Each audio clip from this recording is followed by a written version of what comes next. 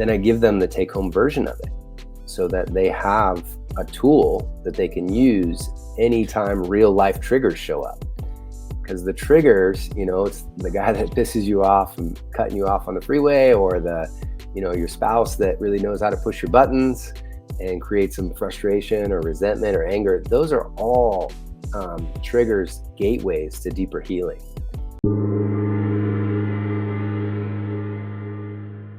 Welcome to the Consciousness of the Way. I'm your humble servant and Master San Qing, and I am here with an incredible offering from the universe, another example of how the power of intention and my main focus to surround myself with incredible beings has been generated this amazing opportunity to bond with a new friend, Charles Clay. How are you, my friend? He's an inner peace coach, and he likes to help people unravel and understand their inner connection and their true essence of who they really are, acquiring the nature of reality, being all with one and one with all, and, deciphering this human condition, sort of like interpretation of reality. Welcome to the podcast, my friend. Well, thank you. Thank you for that kind introduction. I'm happy to be here. Well, we're really happy to have you here, and your Benjamin Button genetics is going to come in handy. Very, very exciting to see another refreshing expression of true, pure source. And that's emanating from your very being. And I'm very grateful that you're here today. I would love you to share with the audience a little bit more of a backstory of how you got to where you are today. And yes, please go ahead. Sure. Yeah. I've, grew up in Washington State and ended up going to college at Washington State University for my degree in kinesiology. So I always had a fascination of these sensory suits that we get to call human bodies home here on Earth, and gained some really valuable insights there. This was back when we could study cadavers, kind of like Leonardo da Vinci, and get to really dive into origin, insertion, and understanding the human bodies, as opposed to just virtual learning.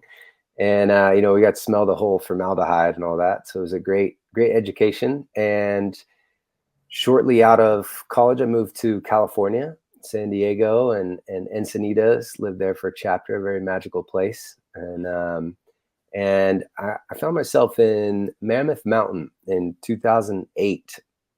And this was kind of a huge change in trajectory for my life. One of those pivotal moments where pain became a great teacher.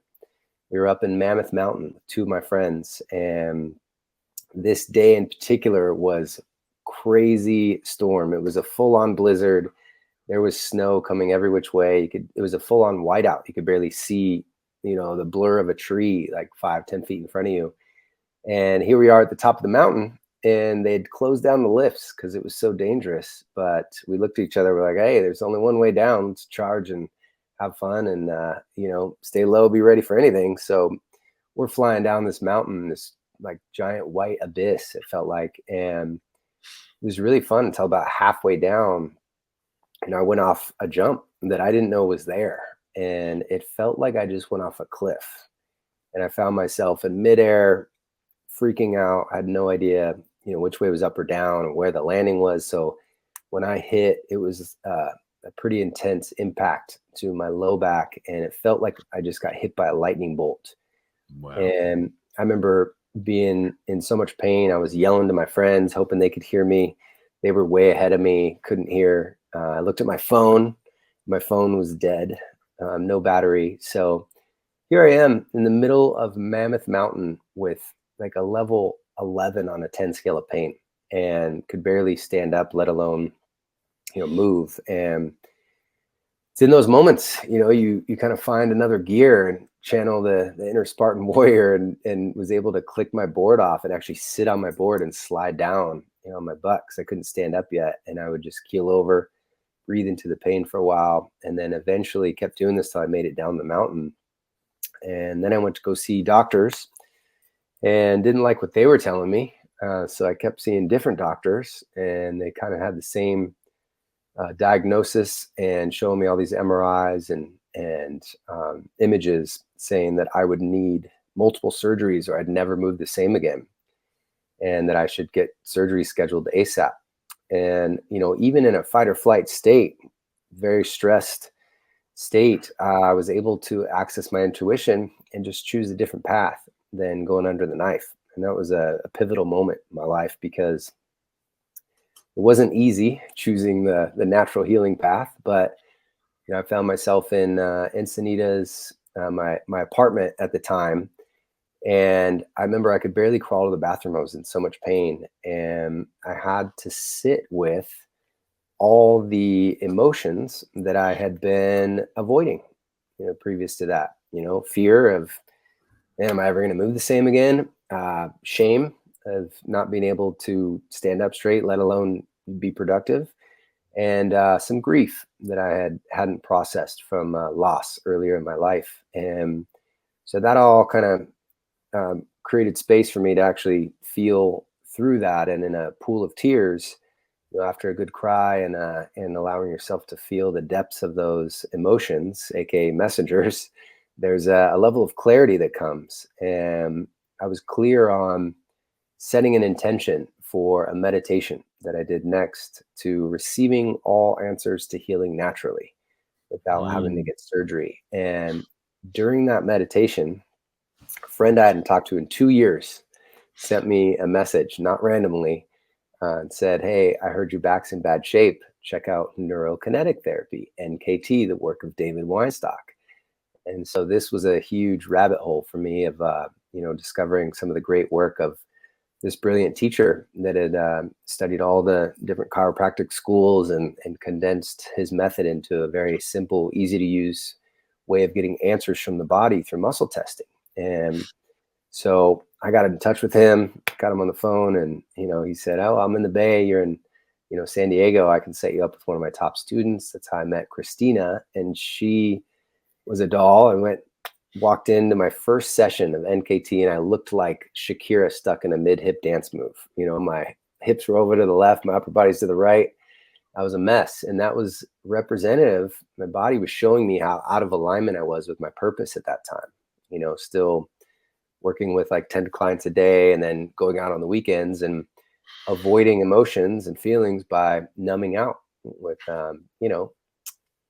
alcohol, cannabis, all kinds of different substances at the time. And so looking back, it's nice to give some love to that Charles 1.0 that learned a lot through this journey, because I then, in one session, I was 90% better. She got me on the table and started testing muscle groups, found that my glutes weren't firing. And I was like, "What do you mean my glutes aren't firing? I have huge glutes." And I was trying to push down my foot and it wasn't working. So she had me clench my jaw and retested the glutes, and all of a sudden they were firing again. And I was like, "Wow, this is interesting." So she puts on these rubber gloves. She goes, "I know we just met, but I'm gonna have to go in your mouth." I said, "What?" So she starts massaging my jaw and releasing all this tension I had in my jaw, which was the neurological traffic jam. So the signal wasn't getting to, my glute muscles to fire and help stabilize my spine. And so discovering that, we resolved that issue and then found a couple other compensation patterns, and we're able to get to the bottom of those. And I got off the table and I stood up straight, and I was blown away. I was 90% better in one session. So I knew this was my path. This was my way. And I went on to The study. way. Yeah, the way for me. And I went on to study under David Weinstock himself, and got to take all of his courses and become certified as a neurokinetic pain relief therapist. And that began my first healing practice, which was a real gift, to get to look back and understand why I was experiencing that level of pain, and pain as a check engine light, trying to prevent us from a major breakdown. So it's become quite a teacher and helped me align with my purpose. And then it's evolved quite a bit since then to where it is now with my coaching practice. Oh, wow. So you Mm. use a lot of these techniques helping people unravel their emotional states, would you Right. say? Right. Absolutely. And to get the connection between the mind and the body and spirit all aligned, so you can understand some of the messages that these intelligent sensory suits are giving us, as to where there's blockages and why, and how we can move through that and resolve it to come into full health, vitality, and even remain youthful into later years. Wow. Wow. So this is really interesting. Sort of, it stays very much in line with your general processes, starting off with kinesiology and Mhm. sort of merging into a deeper understanding of what some people call the mind body connection. Mhm. Neuroplasticity or neurology, which Mhm. is really what you're talking about, has sort of become more sexy a little bit more recently in the last probably maybe 20, 10, 15 years. Mhm. And so understanding sort of how much of a difference that really makes, um, sort of like it sounds very much like you're revealing the entrapment of stagnant sort of things such as emotions. Right. Um, I tend to refer them as the three ingredients, the three major ingredients of your reality, which is Mhm. a thought, feeling, and an emotion. That's pretty much sums everything up. Mhm. And understanding how emotions and feelings are completely different, and one is a catalyst to another, realized through that idea or thought or however else it's produced through your journey in this reality. So now you trigger sort of like neurological responses that unravel the emotions. Do you do things of a nature like trauma release or Mhm. some type of like release similar to that? Why don't you explain to the audience a little bit more about this specific type of like therapy? Yeah. So over the past decade, I've developed, I have a sense of taking what works really well and is effective and combining that into a easy to use, easy, effective self-healing process that I call the inner peace process. And Wow, I guide people love through the it. name. Beautiful Yeah, name. it's getting back to our natural state of inner peace. We sometimes get eluded from that, but it allows us to it's a guided process that allows us to see the parts of us that maybe are still holding energy from the past, experiences that we had, childhood trauma, incidences where we developed some limiting beliefs. We made some decisions about ourselves. This is usually where the abandonment wound begins. If mom or dad left at an early age, or that then transpires into relationships, into the now, until we resolve these things. And this is just the easiest, most profound pathway I've found for doing that, to resolve childhood trauma, make peace with the past, know thyself, and get to even connect with a higher version of yourself, a future version, all knowing, where you can gain some important insights, knowledge, and wisdom for your current self that is much more valuable than anything you're going to find on a search bar in Google. So it can be a valuable tool. Right. So, explain it to me in a bit more of an understanding. So, when you release trauma, how was that roadmap? How was that discovered or realized as a reference point that there would be trauma from a layman perspective? If they looked at this and you said, "I'm releasing trauma," Mhm. what trauma from what, where, or how? You sort of derive an understanding that this sort of like stuff is entrapped within the physical body. Where did you get that framework from? Yeah. It's been a combination of teachers and even plant medicines and shamans, that I gained a lot of this from, and then put it together in a very simple, easy to use process that I guide people through. And Mhm. then once they've been guided through it and metabolized some of the energy that's been stuck and identified some of the limiting beliefs, then it frees up a lot of energy in the system. And then we use that towards your visioneering process, which is a lot of Hmm. fun because this is, your heart's desires, your dreams and aspirations as a soul. You came here to manifest and experience in human form. And that's really exciting because it can accelerate these things when you release what's been in the way of your dreams coming to life. And that's why I love this work, because I get to witness a lot of dreams coming true, and in a pretty accelerated fashion too. I can give you an example. We get a lot of clients come to me with, they might not even call it this originally, but the abandonment wound, right? Hmm. They'll come to me with symptoms like anxiety, overwhelm. Their, you know, relationships are in turmoil, or they're just dealing with inner turmoil from Hmm. their headspace. And even in one or a few sessions, will go based on the emotion that's showing up in their body, which will guide them to showing where that's showing up in the body. That gives Hmm. us clues, right? Is this in the gut that it's held, in the throat, expression? That's giving us clues as to how this is happening for us. And a lot of my work is based on helping others remember that you are your own greatest healer. Nobody knows your body, your mind, your soul like you. And so this is just a great tool that helps them actually essentially guide themselves through the inner journey to where they're still holding repressed emotions from past experiences, and how to connect those dots through this process.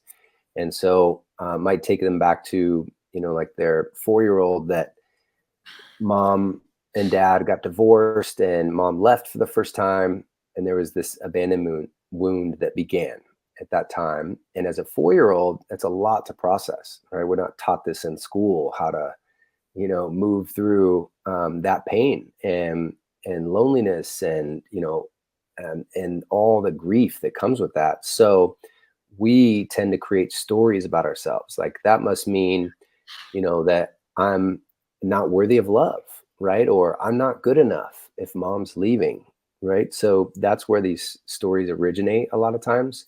Hmm. And those stories, those beliefs will keep showing up in our current experience until we resolve them, which will look like, you know, money issues, blocks to financial wellness and thriving, prosperity.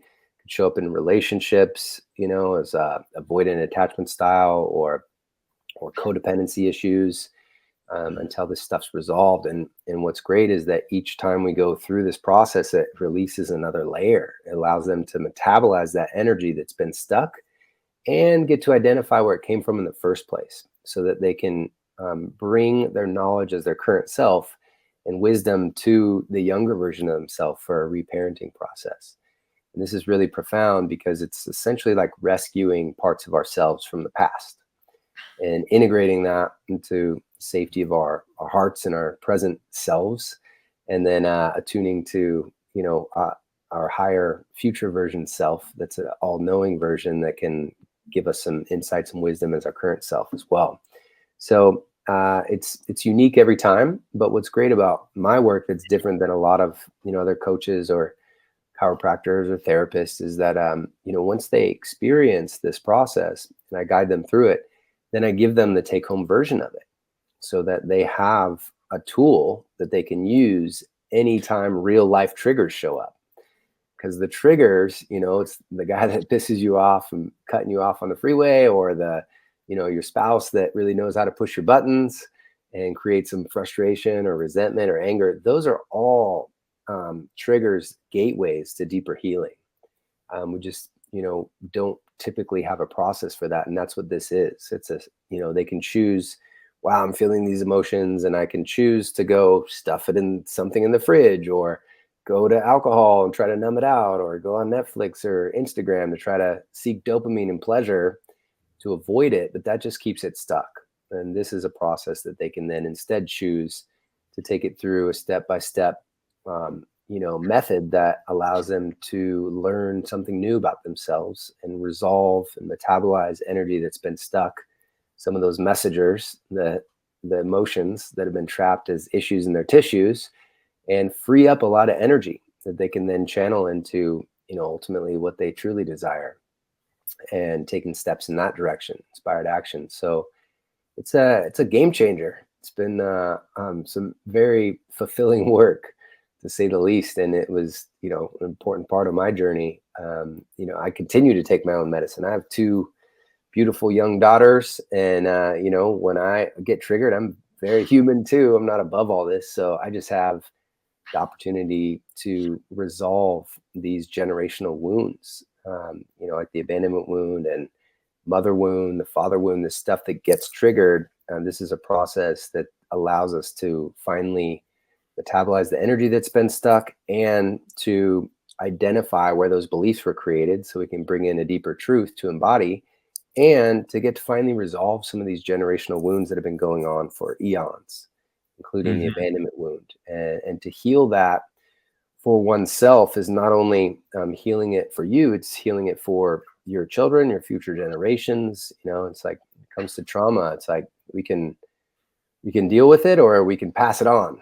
And this is a method for dealing with it, and gaining the lessons and blessings that we're to learn from it. So it's very effective. Now, when you say pass it on, are you saying consciously from transmission of communication or DNA? Both, Okay. actually. These When I refer to generational wounds, I'm referring to, like, it's usually when someone's experiencing the abandonment wound of a parent leaving early on. That's likely a similar story to what happened to their parents. And if they come from a household that was yelling a lot, and talking about divorce, or violent in their communication, then this is what continues to transpire as they become parents for their children, unless they choose to resolve and heal that from a conscious space. Okay. Mhm. Now, when we talk about the healing process, you mentioned shamanism. Are you using a blueprint of sort of more, you know, acupuncture meridian points, or just just the neuroplasticity in of itself, where you're pointing at, listen, all my pain starts where I hate my dad because it's right here in the top of my forehead, so I'm gonna work that energy out here. Now, generally speaking, most people would probably point more towards the heart, but Mhm. in of itself, is there a specific, like, does it matter if someone is familiar with the pain and it generates in the shoulder? Are you going to the shoulder, or are you looking at the ecosystem of how these sort of emotions are being stored, from sort of more a traditional Chinese medicine perspective, which is kind of where most people get these models of understanding where the energetics are being sort of stored? When you say shamanism, I'm very interested to understand that. Sure. Yeah, I can only speak from my experience with shamans and plant medicines that I've been intuitively called to, that have Mhm. opened up and shined the light on a lot of following my intuition to these great teachers, and to this knowledge, and getting to share it in a way that allows others to use it very effectively. And so, to answer your question, there is Chinese medicine involved, because it's another great way of understanding the whole as an individual, the mind body connection and soul. And so, for an example, would be like somebody that's dealing with triggers in smoking, right? Which is a common one, right? So they resort to smoking, whether it's cannabis or tobacco, and this is kind of their coping mechanism for when the going gets tough and they get triggered. Well, here's a common thing that I see, a thread that kind of points back to what we know from Chinese medicine, which is, the lungs also are associated with grief. And so oftentimes, if they're holding on to grief that's been unprocessed, then they get to discover, what's underneath that addiction through this process, and the lessons and blessings are to learn from that. And then oftentimes there's less of the magnetism after doing this work to those substances. So they can actually develop a better relationship with those substances that serves them instead of overusing and abusing. That's very interesting. So how would you rustle up or evoke an unraveling of that particular organ, i.e., grief, sadness? I mean, the list goes on. I could give it to you, but there's normally an emotion. Once you level out the emotion, you acquire the virtue. That's within the Taoist, ancient Taoist system, which is basically the fundamentals of Chinese medicine today, that was generated by a guy by the name of the Yellow Emperor about 10,000 years ago. And that's sort of fundamentally how people perceive sort of like Eastern Chinese medicine. So there's always a emotion, and then you by stabilizing that particular energy, you acquire the virtue. How would you evoke the emotion from that particular channel? Yeah, so we begin with a guided meditative state. So we use one of the greatest tools that's right under our nose the whole time to calming the nervous system. And that's really important for healing. And it's just a great tool to have in general. Anytime you get triggered, to slow things down and see, how this is happening for you. Some self-inquiry. And the body is so intelligent that it even has it prioritized as to, what wants to be healed, which layers want to be healed and revealed in order. So that's what's cool about this process, is that, I just get them to a guided meditative state where they're relaxed and calm. And then we ask, of what's, an area of their life they're feeling frustrated or stuck or, not feeling in their highest. And this will usually point to the underlying emotion that wants to be resolved because it's no longer in, harmony with the rest of their system. And so in this case, it might point to grief, and they might point to their heart, as that's showing up in the heart space. And it's been this kind of a block in their relationships, in their finances, and their health. And so getting to discover where that's showing up in the body is very important, because then we'll use that message of grief and get to decipher, what they are to learn from that, so that they can finally let their body metabolize it and understand, what limiting beliefs were created from the first time they experienced that grief. And yeah, it's profound. I mean, as young boys and girls, we often have these like heroic, ideals of like, I'm supposed to keep my parents together. And so when they get divorced, it's like this crushing blow that we then decide that, man, I must be a failure, or I must not be good enough for love, or, these beliefs that seem silly as adults, but yet they're still running in the subconscious and showing reality, until we go to the source of them and resolve experience.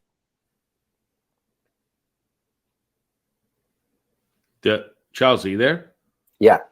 Oh, yeah. You broke up the last part, but so it's interesting. So you speak on subconscious, unconscious. Well, within Taoism, there's three categories. Even though you talk to any shrink or a therapist or psychologist, that would determine that there's only a conscious and unconscious, and then we go down the rabbit hole of measuring what's consciously operating, unconsciously operating. Let's go from a Bruce Lipton model of 5% consciously, 95% unconsciously, however you want to put it. So yeah, we were getting to the conscious and unconscious. So it seems to me that you also reference muscle testing, which in all intensive purposes relates to many variations of divination, and how that would be referenced would be, from a physicist perspective, for someone like by the name of Dean Radin would call it precognitive sort of like processes, or moreover, if you're a hypnotist, they would refer to it as an ideomotor response. So muscle testing can be very effective in revealing a whole heap of different things. So would you use that as a mechanism when you discover the actual area that you have, clearly a trauma or a stagnation in? You could use that to validate that. Is that something of the technique? Yeah, it's helpful for that for sure. And I use, neurokinetic therapy and muscle testing for, clients that I see in person. Hmm. For it can be very effective for that, for, discovering compensation pattern held in the body, where there's, what's creating weakness in the system, what's making it strong, and how to resolve that. But I work with people all over the world, from Ireland to South Africa on Zoom here. So we don't use muscle testing all that often with the inner peace process. Oh, But okay. it can be a helpful use, and I do teach it as well, so that people can muscle Okay. test themselves. That particular process is just, if you're ever interested, I can teach you how to use that over the internet, because ideomotor response is just a frequency. Right. So I normally do that with just for shits and giggles. I'm down here in Mhm. Nevada, Las Vegas. So whenever I want to, get someone's consciousness to be wide open, like Wyoming, you take them down to somewhere like the MGM Grand, and you get them to take a quarter and go walk about through a 5,000 room hotel and drop the quarter off. And by being able to read the frequency, the vibration from that person, because their thought form has already been created, I can follow them without touching them, follow their energy transmission right back to where the coin is. There's no difference between putting your hands on someone Mhm. or you will still get the response. And it's just a sensory perception that is a development skill. Sure. You can acquire that on all levels, so it can be a non-physical sort of transmission. But Right. that's a lot of mentalists use that in illusion. And when I say mentalists, I'm not talking hermetic principles. I'm talking, the David Blaines of this world that Mhm. use, psychological tricks to acquire someone's confidence, rapport, however you want to put it. But Mhm. in essence, psychokinetics or telekinesis or, you know, um, ideomotor is all in the same category. It's a very, very effective. That's why I was very interested when you mentioned that, because it is extremely effective of acquiring a result and an understanding Right. from the unconscious. I teach people how to just listen to people's linguistics. So Mhm. your unconscious will tell you everything you need to know just from the words coming out of your mouth. And so people kind of go, whoa. I said, I could teach you to become a psychic in about 3 seconds. Just listen to what comes out of someone's mouth. And Mhm. so all the power words are derived from their very sentences, which gives them an incredible indication as to who they really are on an unconscious level, which is generally what you would consider a roadblock or a stagnation Mhm. that creates resistance. And the trauma stuff is so interesting when you talk about this. We we call it soul retrieval Mhm. within Taoism, and we use the ecosystem of the body. Um, Within traditional Chinese medicine, there are 12 meridians, but in actuality, there are actually 81 meridians. And that's a whole nother bag of fish. But let's just say conventionally, a 12 meridian processes of understanding how to open up those channels within the body. And, we use a combination of basically what we call magnetic fluidity, which is separation of and magnetic um, energy, basically. And Mhm. so we use that, we open the fascia up within the physical body and transmit that energy. And with that, then you turn into the puppet master. Then you can use things like ideomotor, which is basically pyrokinesis, psychokinesis. So with your mind, you can then transmit and puppeteer other people's physical bodies in all different types of weird ways that would be considered voodoo-like in their nature, but in actuality, it's just energy. So when you talk about the trauma part, we use the 5 elements: earth, wind, water, sun, fire, and metal, which I have no idea what that is. That thing pops up all the time. And then we use those, as the basically, heart, liver, lungs, kidneys, and spleen. Right. And so they're basically the fundamentals of the ecosystem that clearly people from around the world, everyone uses the general consensus or understanding of traditional Chinese medicine to create some type of like response, because it is so powerful. It's long been validated within the medical community here on planet Earth, even though this stuff's been around tens of thousands of years. But I'm so grateful when, people that call themselves a DR or have a PhD at the end of their name have validated for me what we've known for tens of thousands of years. It's an exciting epiphany. I actually had a student who has a PhD studying from UCSF, and he was studying the nucleus of a cell. And he came back to me one day and said, "Oh, wow, Jafu, Shifu, I cannot believe what I just heard. You're not going to believe this, what I found inside the middle of the cell." And I'm like, "I don't know. What did you find?" Now, practices, internal alchemy practices, we connect you with what we call the 0-point energy within, quantum physics, which is the super glue of the entanglements per se, i.e. black hole energy, abundant, timeless, endless, limitless, infinite. That is basically the construct of how you qualify, doing this inner work that you speak of through the internet. This is how we interconnect, right? On a greater level, this oneness that we speak of that's so powerful. But, within Taoism, you evoke the death of a star, the rising of the red phoenix from the ashes, and you open up the black hole energy within this middle dantian. Again, I have no idea where this comes from. And so you're lighting up. Yeah, dantian within Taoism means energy field. And so that energy field, you evoke that energy field, you open up the limitless, infinite, abundant, timeless access to all things. And that's black hole energy. And so he goes, I was studying this cell, and you wouldn't believe what I found in a nucleus of a human cell. And I'm like, what? Black hole energy. Oh, what are the chances? I mean, you can't make this stuff up. And so there's an intuitive, what I find really intriguing about your story and your understanding is the intuition that you've been using the whole time through this journey that you've given us an overview of, that is sort of like peppered with constructs of some theory or concept of how to do something, but then your intuition has overridden that and actually created and implemented something that is very practical and repeatable, and actually giving people incredible results from, your realization, your exploration of the nature of reality.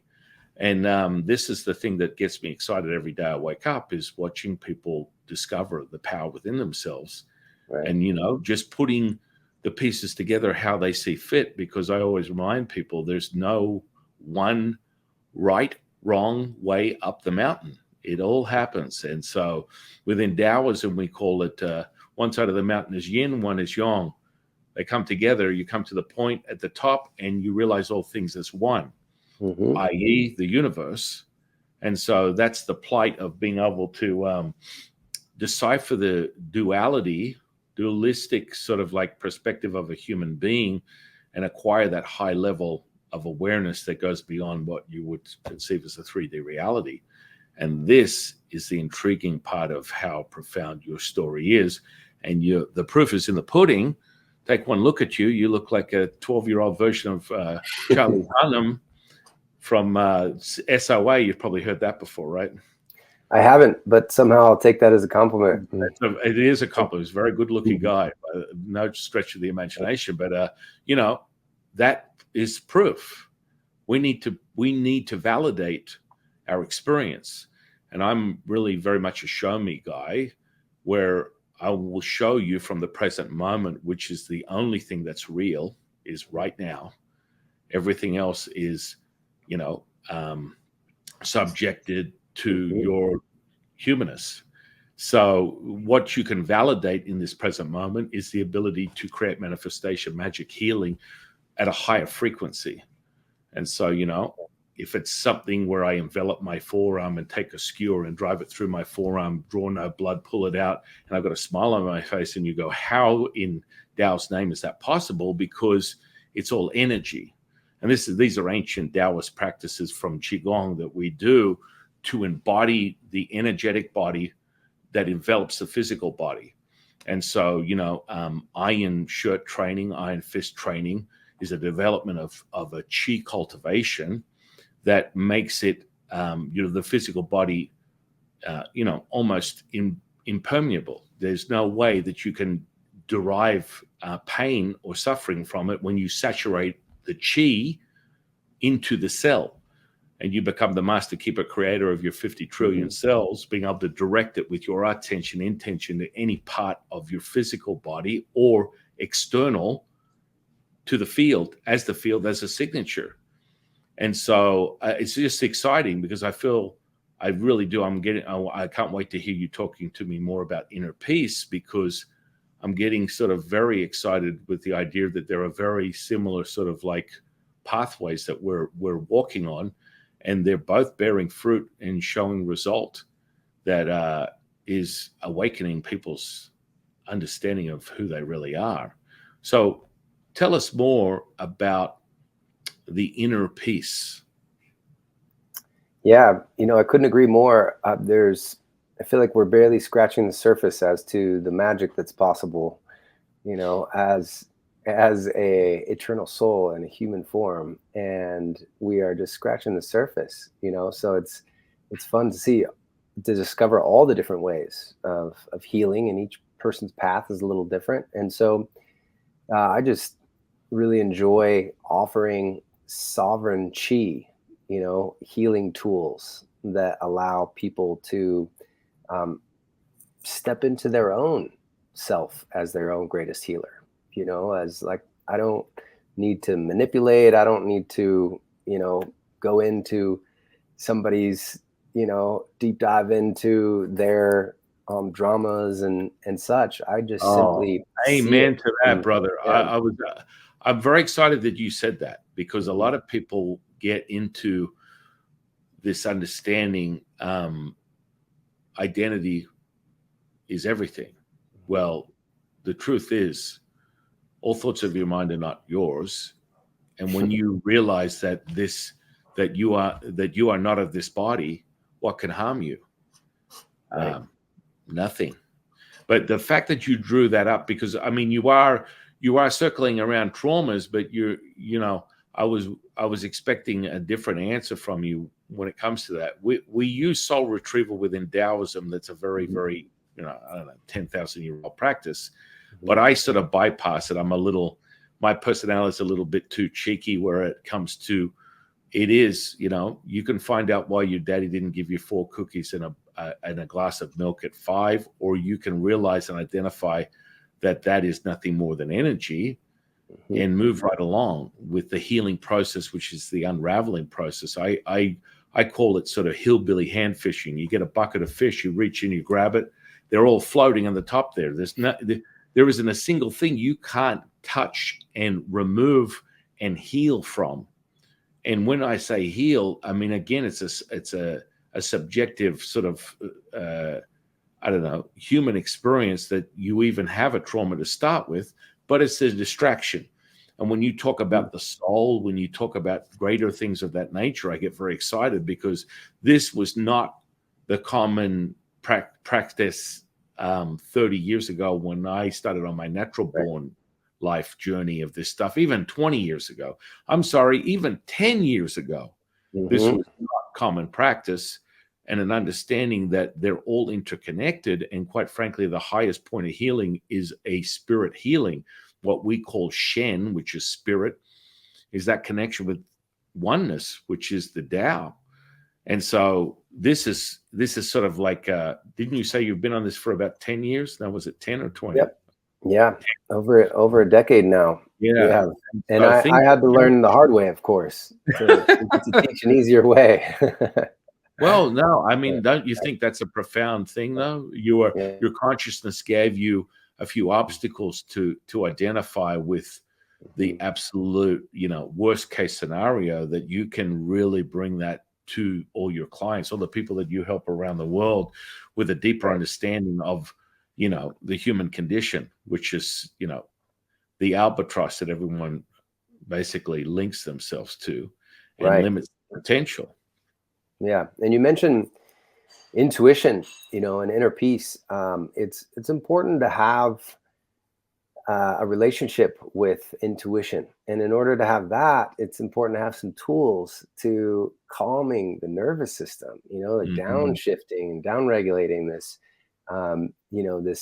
constant nervous frazzle and anxiety that a lot of humanity is experiencing on a regular basis, putting them into a fear state of fight or flight, where the decision making and the choices are much different than from a place of, using a couple somatic tools to downshift the nervous system into our natural state of inner peace, and then making a choice, responding from that space instead of reacting. Much different outcome. And and you referenced it. We often forget the power that we have in every moment. With the words we speak, casting spells on our reality, with the thoughts that we identify with, we tend to forget, how powerful these assets are that we have, our attention and thus our energy. And so much attention is getting siphoned with, social media and Netflix. And when people first dive into this self-discovery work, boy, you unravel so much about knowing thyself that it's like, man, there is not a single movie on Netflix that's more exciting than what's going on right here, right now. And so that becomes really exciting, to get to witness that with people. And so having tools to access, downshifting the nervous system, which allows us to then really listen to that voice of intuition. For me, it's a feeling. Everybody experiences it a little different. Can be a voice, but oftentimes it's the softer voice over the loud ego. And the more we honor that intuitive hit, then life just keeps getting more exciting and better. And the more we kind of get away from that intuitive guidance system, then the more challenges, the more anxiety, the more depression we oftentimes experience. So it's interesting you say that. So you sort of like focus on that word intuitive, Mhm. and then you speak on down regulating the nervous system. And in summation, thoughts are electric, feelings are magnetic. The understanding of that basic premise would then reflect a more inner alchemy understanding of the neural network of the brain and the heart, that they're very similar, and that gives us this ability to create a linking, a synchronizing, more commonly through very good marketing processes and people that know how to repeat rhetoric, i.e. Joe Dispenza. You would take something that's very ancient in its nature, something that I train and teach people on that are tens of thousands of years old, and equate it to heart-brain coherence from a heart math perspective. Mhm. And so, do I sound a little maybe my personality is a little excited? Sure. In the sense that there's an understanding that people need to realize that when you're thinking, you're not knowing. When you're knowing, you're feeling. And that is a universal understanding from all indigenous practices, any ancient internal alchemy cultivation starts with that feeling. And so, thoughts, feelings, and emotions, they're all separate categories that realize the very simulation that you're experiencing. And so when you're downgrading the nervous system, neuroplasticity in of itself, I spent, first couple of years as a young boy leading into my early 20s when I became a priest on my path that I've been in over 30 years now. I spent a lot of time throwing weight around and actually achieved quite a significant amount of progress on a physicality level from the age of 11 into my early 20s, squatting 800 pounds, deadlifting 800 pounds, doing obscenely stupid stuff that all started from the seed of my imagination, because I actually believed, and this is part of your belief system, that Arnold Schwarzenegger wasn't taking steroids. Oh, what a mistake that was. But that in itself was enough for me to use that as a catalyst, because I didn't think anything of it. I didn't assume that there was any other option other than to eat well and train hard. And that mindset in of itself generated and bared some incredible results from a perspective of someone who doesn't take external adjectives or Mm-hmm. additive, however you want to put them. And Yeah. so that comes down to the mind. And so you talk about, unraveling that, bringing that nervous system down from a psychologist perspective, hypnotist perspective, the critical faculty that is the firewall of your mind that's generated from the age of 0 to maybe 10. Let's shave it off 7 to 10, however you want to put it, moving from brainwave to brainwave. And then you're set in motion, your belief system, your understanding of that. So when you bring your nervous system down, it clearly evokes a certain brainwave. What is that? And how do you do that? Yeah. I like to there's many different ways to downregulate the nervous system, and make different choices from that space as opposed to fight or flight. I like to keep things very simple. So I offer some just simple guided breath techniques that people can use and practice and get to Jedi level with, where you can choose to respond instead of react to any situation, no matter how dire. And this allows you to be more of, as Bruce Lee put it, a warrior in the garden as opposed to a gardener at war, and responding instead of reacting to things, which, is more of an unconscious perspective of acting out from triggers. So slowing things down, with the power of breath. I offer a expansion breath technique that allows people to, step into the intelligence of their body, tune into their intuition in moments, and allow them to choose different choices than have previously made in a reactive state.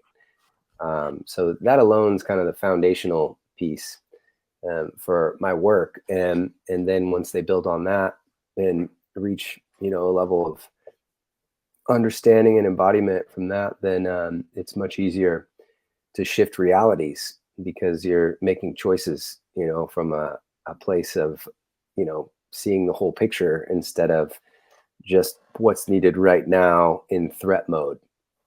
It's a game changer, thriving versus surviving. And, it's in that space that you get to recognize more beauty too in life, and how, wow, Mother Nature's providing us with so many of the answers that people seek. It's like we hold on to so much as humans, and it's like, well, why isn't this dream manifesting, or why isn't this thing happening for me? Right. And well, it's like you're still holding on to this weight or other people's energy or whatever it may be, that you're grasping on or have a story around. When take a walk in nature, you notice how, man, these beautiful trees just let go of their leaves so elegantly. Beautiful leaves that they spent all year, growing, and they just let them go and drop them. And then knowing that they can grow deeper roots, taller branches, and even more beautiful leaves the next season. But humans, we love to hold on to stuff. We feel like, oh no, not that. I need to keep that, and that's oftentimes the same thing that's preventing. It's like your heart's desires and your greatest dreams want to come through. The universe wants to experience that through you as well. But if you're holding on to all this energy, and I call it 3D debris, it's not letting the leaves Oh, fall. I like that. I And like three then how can it come 3D through? debris. I Yeah, like that, my friend. I'm yeah, probably going to hear that in a and- podcast. I'll be like, "Oh, my dear friend Charles gave me this incredible analogy. It embodies a lot of things." mm-hmm, So the nervous system, the respiratory, we have thousands of respiration techniques. mm-hmm, Moreover, a basic one that most people start with is what we call primordial breathing, embryonic breathing, where you are breathing from consciousness, and that's sort of a mm-hmm, baseline. And when we talk about respiratory techniques, that's what qigong in definition is. It's moving energy with your breath, and nigong is, or nidan is, moving energy with your mind. And so let's speak a little bit more. So you're downgrading the nervous system by using respiration, mm-hmm. slowing the heart rate down, slowing the perceived mind down per se. Have you ever measured what kind of like brain waves that they're transmitting at that level? I love heart maths studies and the science and spirituality bridges, but I don't get too worked up with the alpha and beta theta waves and what's it does it's that doesn't interest me too much. I understand all the I different love it. wavelengths. I don't need to put electrodes on and study to find out which ones are which. It's just easier to come to a place where you can recognize, from a seat of awareness, thoughts that Hmm. aren't yours. They're like waves just floating Hmm. by, and we can choose which ones we identify with and which waves to jump on and ride and see where it takes us. And most people are unintentionally choosing negative waves to ride And so and identify with. how do you help them acquire the right wave and obtain it? It's sort of like probably the most powerful mastery Hmm. is realizing your emotions don't control you, you control your emotions. Right. And that's sort of like a non-starter for any sort of Taoist practice, i.e., you start Hmm. on the path of a priest. That's the first thing. Anything I teach anyone, I always start with that emotional state to be able to take your emotions, get them to sit and roll over in the corner of the room Hmm. and stay there. And you're able to access high levels of consciousness and Yeah. realize that that's not the narrative. So, how do you get them out of that state? Because you're using the nervous system. Mhm. How does that? So, if someone comes up with anger, what are they doing? What are you teaching them to, shift out of that emotion and be able to sort of reset or go back to, bliss or happiness, joy, whatever it is. I mean, it's the same choice, really. You and I Sure. understand, but most people do not. Sure. What's the technique that you use? It's different based on each situation, because sometimes if anger is the common denominator that someone's experiencing, from stubbing their toe in the morning because they're ungrounded, to someone cutting them off on the road and they're feeling road rage, if this is a trigger that keeps coming up from them, then it's obviously something that would like to be expressed.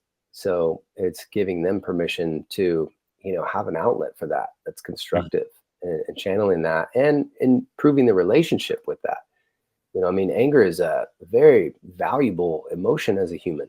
It helps us declare our boundaries and what we're willing to tolerate or not anymore, and, to declare change of something.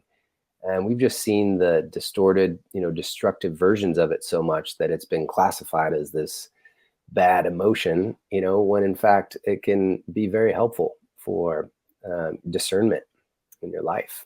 Yeah. And so, I usually take the approach of just getting to observe it and improve the relationship with that energy as a messenger through you, and Okay. as you get the message, then you don't need to carry that 3D debris anymore. And then you notice times when things would normally piss you off don't anymore. And that's a good sign of healing.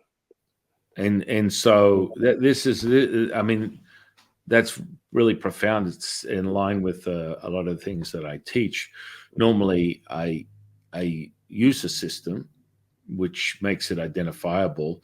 Emotions to me don't really have a dualistic sort of like premise. It's a frequency.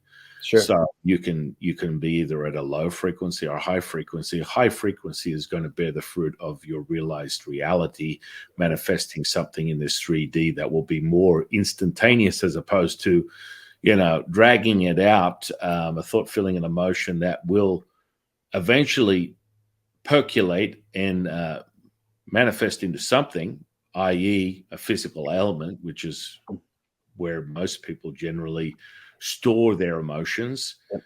And this is what we were talking about earlier from the Chinese medicine model.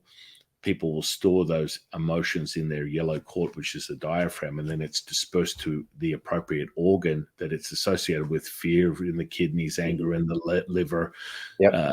sadness in the lungs. You understand the same rhetoric.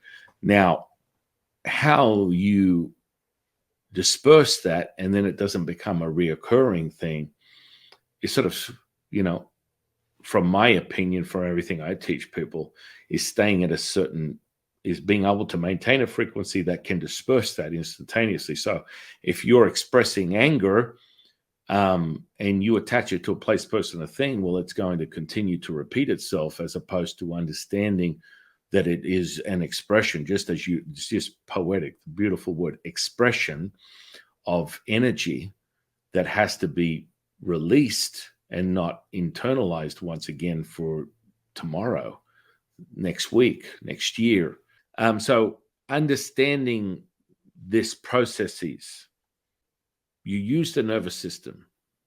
Now, for me, I created an app that does exactly that through frequency, visual, audible experience, creating a kinesthetic charge that validates the state that you're in. Now, it's equivalent to having 5 pina coladas, full body massage in 7 days in the Bahamas inside of 30 seconds. The first time you're evoked, you sit and listen, watch, you'll experience this fundamental physiological change that then transmutes into brainwave states from delta all the way up to gamma, depending upon where you're at energetically, because it works on your energy centers.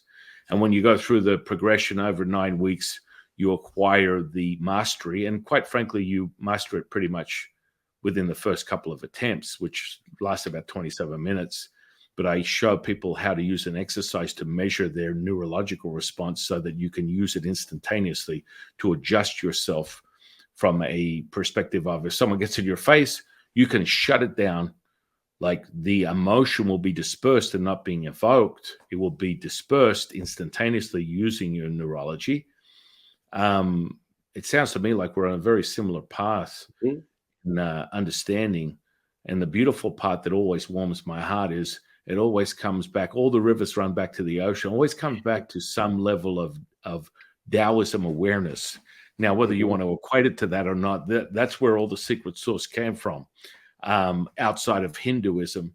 But, these types of practices fundamentally were derived tens of thousands of years ago. Sure. And they all come back to the same spot. And I always get excited. I'll come up to someone in the street and they'll be like, "Oh, hi, how are you?" And I'm like, "Hi, what do you do?" "Oh, I'm a Taoist priest." "What is that?" And then I'll pull their arm up and they'll have a big yin yang on their wrist. I'll be like, "You know what that is?" "Yeah, I got that last week when I was out drinking with the girls." Well, that's a yin yang. That is derived from Taoism, which is a symbolic of all things, the nature of everything. Moreover, duality in of itself. You acquire the merging of the two. Poof, you have all things realized. But people just don't realize there's a universal language that's being spoken all day, every day. Sure. Now, in closing, because I know you're going to cut me off and I want you to share this stuff with my audience, I'm going to ask you one question.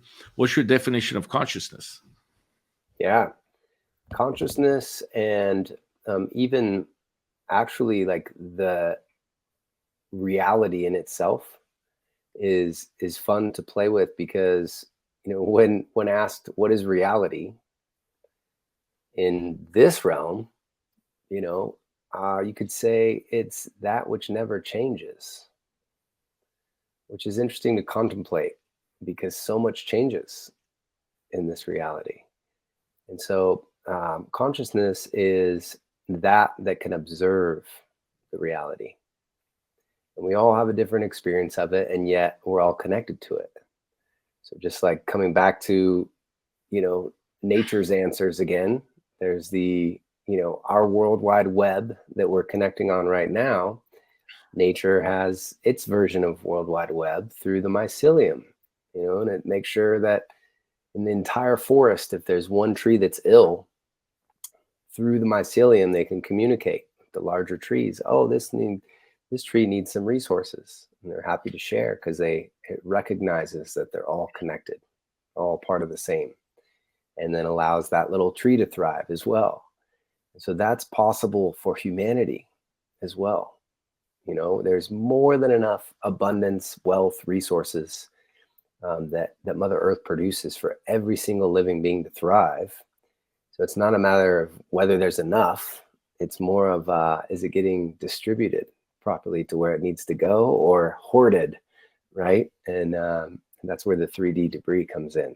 That the more we release that, the more we can, be like nature that we get to witness, and and allow everybody to thrive. So I'm very optimistic, and I'm happy that the world's there's been a huge level of awakening since the great pause, the pandemic, whatever people want to call it. I feel like more and more people are waking up to consciousness every day.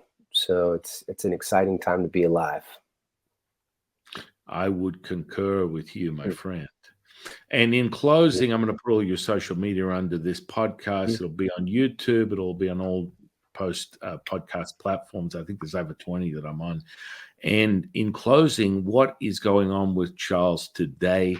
What are you offering to the world? Yeah, so I love to share free gifts.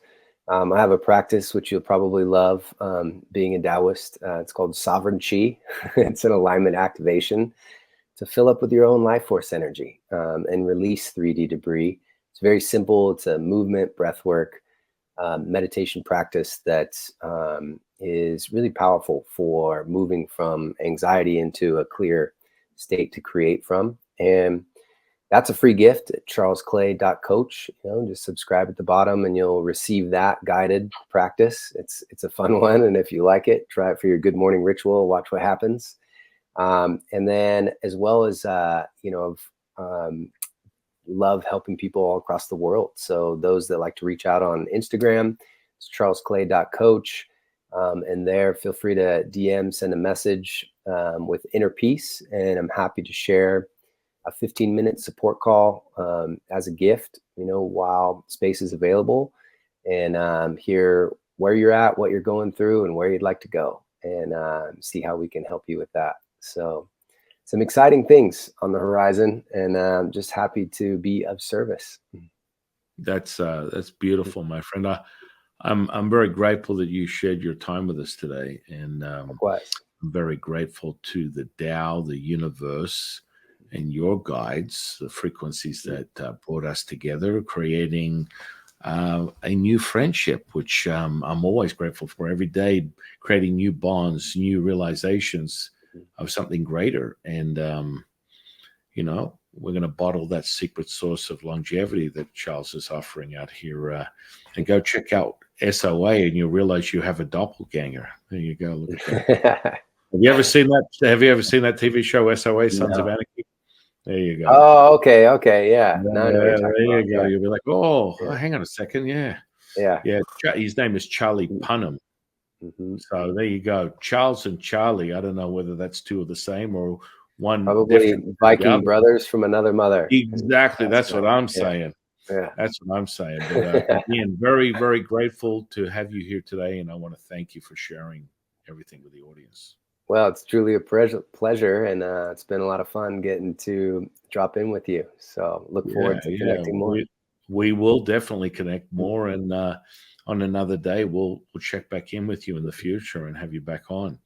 I want to thank you. I want to thank the audience, and I am your Sifu, and I will see you on the next one, guys. Peace. Bye.